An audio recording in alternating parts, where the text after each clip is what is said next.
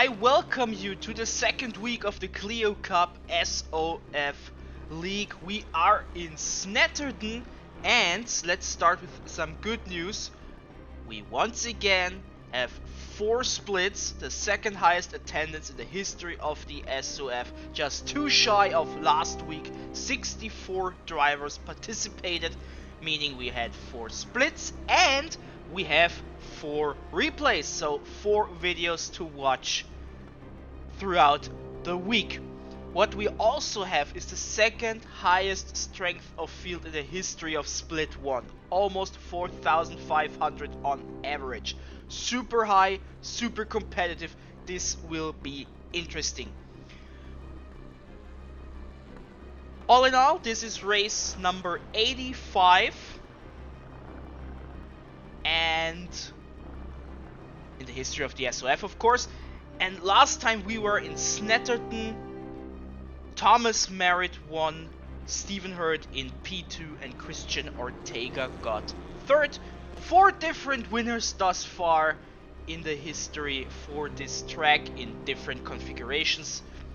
100 layout, 200 layout, this time we drive the 200 layout. And if Mr. Broadcaster does not forget at this stage, you will also see the top 10 of the last Split 1 race from Oschersleben.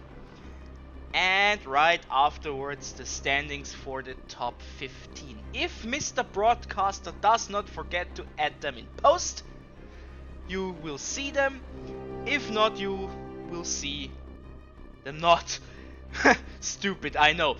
But with that, let's head to qualifying and see how it went.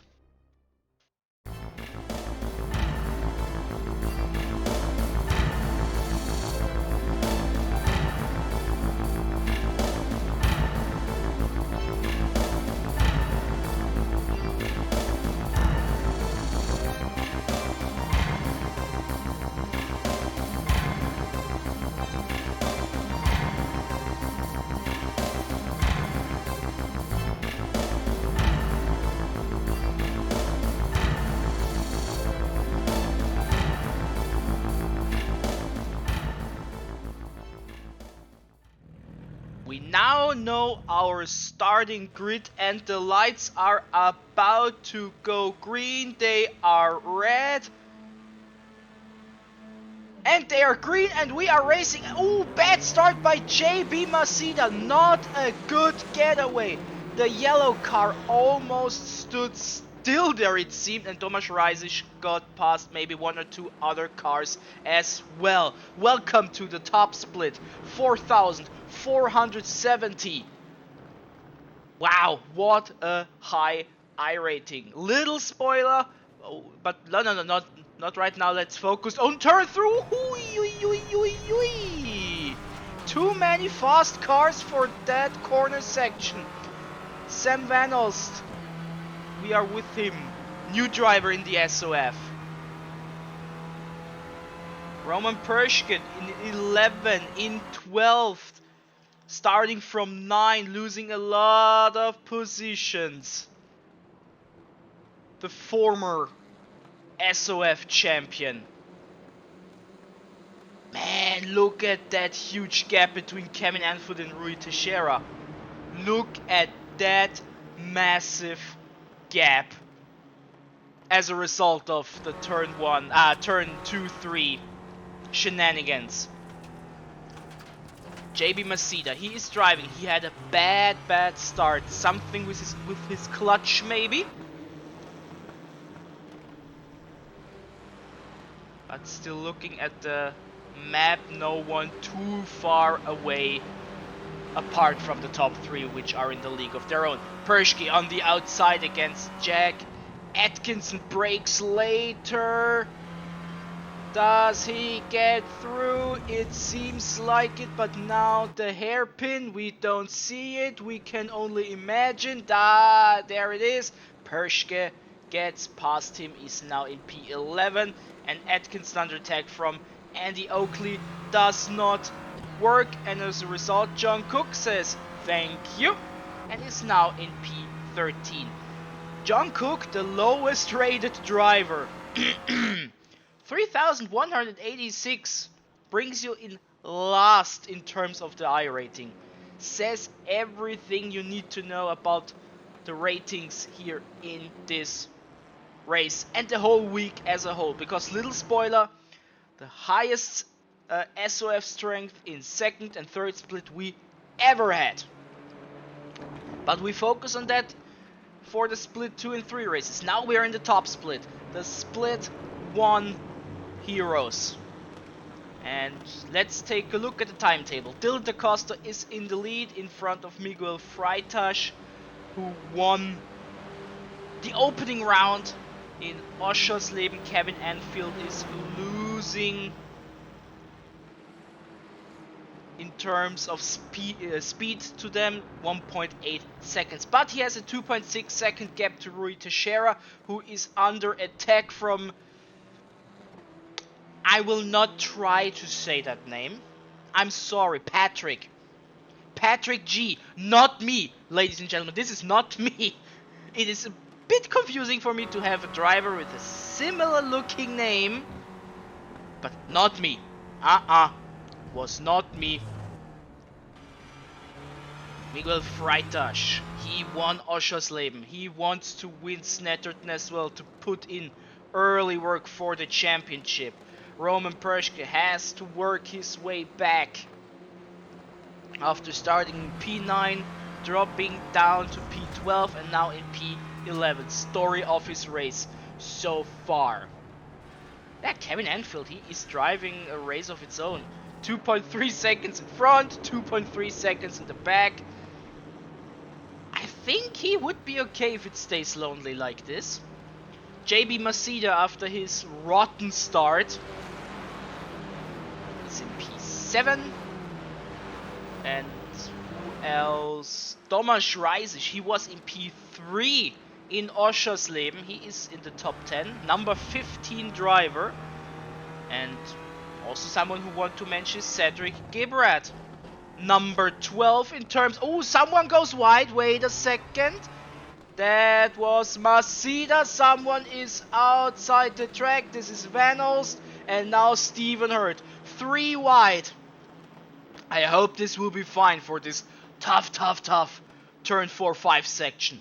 Stephen Hurt taking the advantage. He is now in P7. Cuts in front of Masida. And stays there. Masida! Looks nice, looks cool, is not fast. I know that from experience, ladies and gentlemen.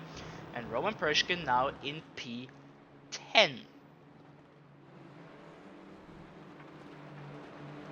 A lot of things happening in this race.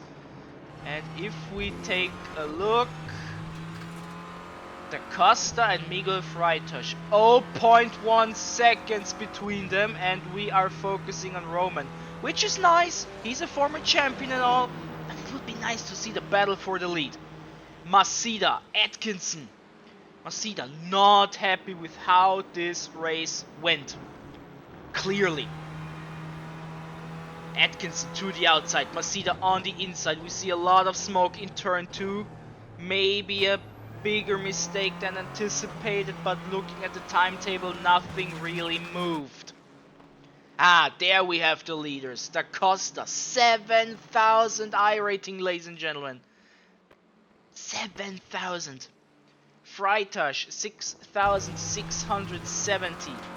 These are amazing numbers. And they are fighting for the lead. And maybe this is a precursor for the championship battle. Muhammad El Hariri, he is not here. So another one of those who would you think that is a title contender. Not here today, so once we have them all in the same race. Oof, Tomasz going wide and Roman Perschke side by side. He has the advantage in terms of speed.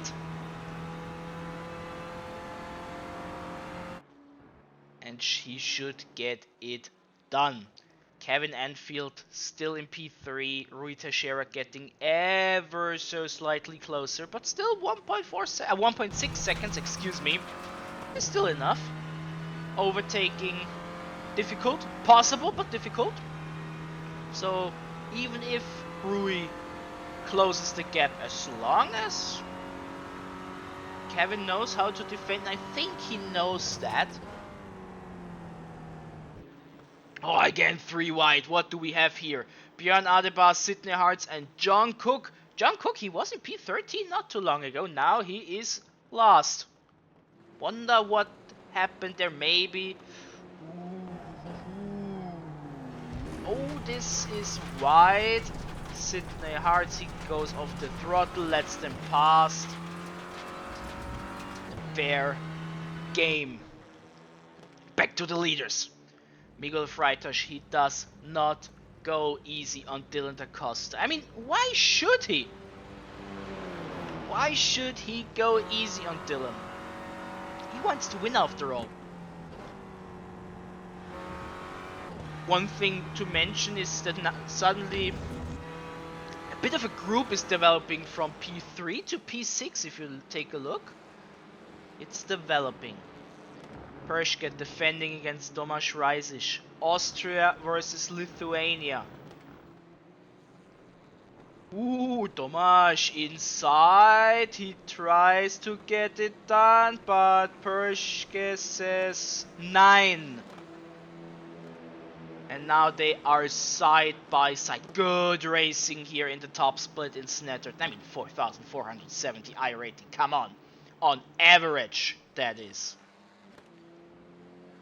It's so nice to have a nice battle for the lead. I mean, so far no real overtaking attempts, but he is pushing da Costa. He is pushing him, and he knows all he needs to do is to put Dylan da Costa into one tiny mistake. Another pack here. Stephen Hurd downwards.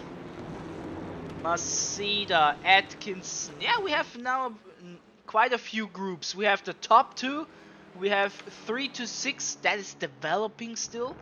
Then 7 to 12 and 13 to 16. Nobody is alone anymore. John Cook getting a fight with Sidney Hartz. We saw something flickering there on the left. But no, Sidney was 16th. Maybe it was a blink. Maybe it was a blink. And Tomasz Reisic, he is making a good job.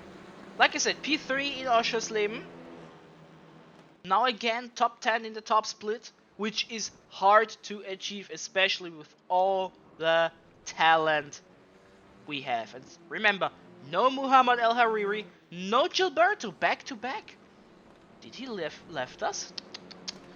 Unacceptable. Unacceptable. I see the front bumper of Sam Van Alst cars is a bit dented. A bit dented. I wonder what happened there. And Miguel still 0.3, 0.2, 0.1. He is right up Dylan da Costa's keister the entire race. Like I said, Dylan, if you make one mistake, he is there to get it. Pershke and Sam Van Alst. Pershke this time from the inside. Last time we saw it from the outside. Into turn 1, puts his car in front. And Roman Pershke is through. Now in P8. Quite in it. Oh, Masida. No. Van Alst, he is not giving up so fast. He stays in P8. And Pershke has to settle back for P9 again. Man, what a great race. What a great race. And we still have more than 3 minutes plus change. And it seems as everywhere stuff is happening.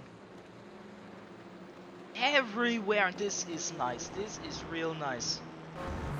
The part of the race we see the least is the P3 to 6 group, but it's okay. I mean, we have so much, and we probably miss so much even still. Freitas. If you're Miguel Freitas, what goes through your mind apart from I want to put him into a mistake? What goes through your mind? Oh, what happened there? Sam Vanos! What happened there? We heard something from Roman Perschke. This is one for the replay highlights. Sam Vanos, he is again driving, but he is now in last, and that was a nasty, nasty impact. Freitas goes extra wide. So,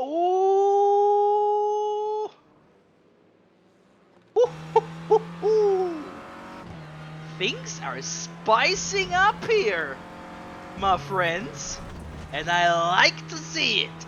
I like to see it. Perschke and Masida fighting for P9. Not their usual hunting grounds, so to speak. 9 and 10, this is unusual territory for both of them. Atkinson, Oakley, this is P11, P12. And back to the leaders, 1 minute 20. 2 more laps, I assume, maybe one extra, depending on when they passed that finish line. I am not too sure about it, so we will see. Perschke, Masida, super experienced drivers. Perschke a little bit to the inside, but he is too far away, I believe. And Dylan da Costa covering up the inside, slowly moving to the right, giving... Nah, Freitas knows this would be suicida.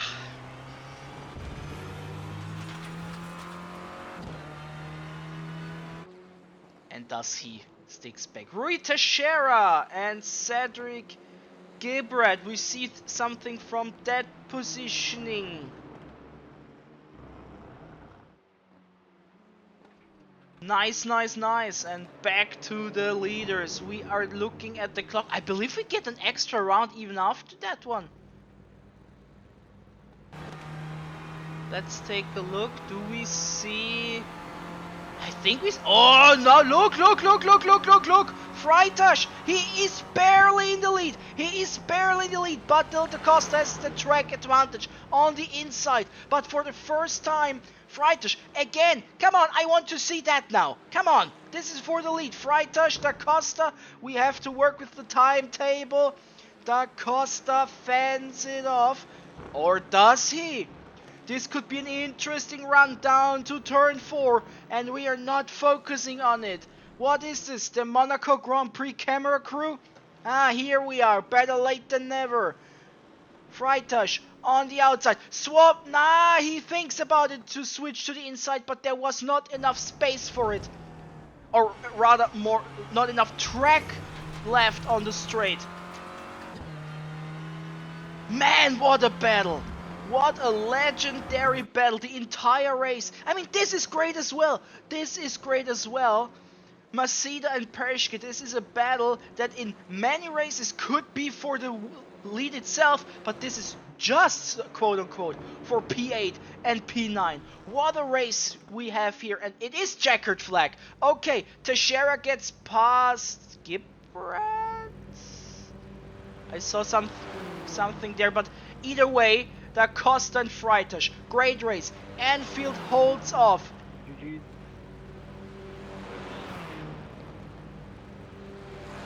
And here they come. Man. That was an enjoyable race.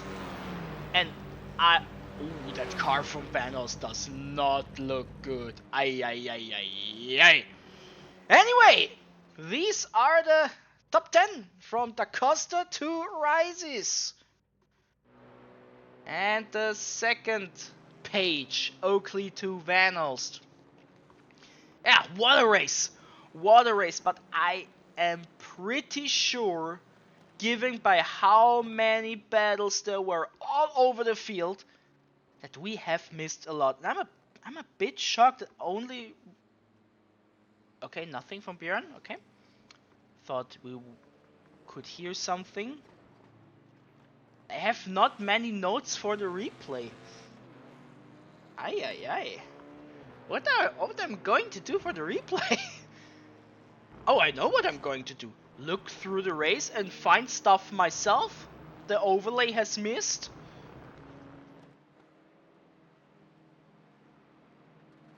Sounds like a plan, doesn't it? But either way, what an exciting race that was. And now, let's jump to the standings. And here we are at the standings after this real interesting race. And let's take a look how it looks. Look. After 2 races, Miguel Freitas, a win and a second place, 90 points in that point system means 90 points, big lead, because Cedric Gibbert has achieved something that is remarkable in my opinion. With 2 6th places, he is in P2. This is amazing. I saw this and I had a little smile on my face, like 6 equals P2. Lovely. But remember, we have 4 drop rounds, so only the best 8 results count. And thus, we probably need a bit more to sustain a second place for Cedric. But nevertheless, 2 6th places right now after 2 races means P2. As usual, looking at the top 50, we get a little bit of a spoiler for the other splits, of course, but like I said in week 1, it's so early on in the season, it's real hard to really give it too much value. But points you gain early are points you don't have to chase afterwards. Like Dylan Da Costa, he basically has 1 drop round already with the Oschersleben incident. Meanwhile, Cedric, those P6s might stand until the end of the season, so guaranteed points. And for Freitas, those will stand at the end of the season, and they are in the bag, so to speak. As we are looking through, yeah, like I said, Muhammad not there, James Lazark Smith, who was in the top 5, not there, no Gilberto at all so far for the season. But like I said, it's still early, not too much to commentate for this. Currently you need 9 points to be in the top 50, which is hard now that we have so many drivers, because I think I mentioned it last week. This website and its point system plateaus at P25. With over 60 drivers, it is what it is. But now let's take a look at the Split 1 only championships, and similar to the Oschersleben video, we are so early on, you can't really tell. But remember, this is a different point system than the website, hence they're unofficial. In that one, Cedric with 2 6th places, which are 16 points of value in this system, he's not in P2, he's not in P3, he ain't even in top 4. He is in P5 under that system. So we see one big change, so to speak, comparing these two things. But as it stands here as well, Miguel Freitas, he has a big lead. A win and a second place usually does this. But yeah, that's it in terms of standings. That's it almost for Split 1. We have the replay and the highlights at the end as usual. But don't forget, 4 races this week, 4 replays, 4 broadcasts, 4 videos, 3 to go. And I really hope to see you in Split 2, Split 3, and also for Split 4, because I think we will have a few interesting races. But that's it for me for now. Have fun with the highlights, and I hope to see you tomorrow for Split 2.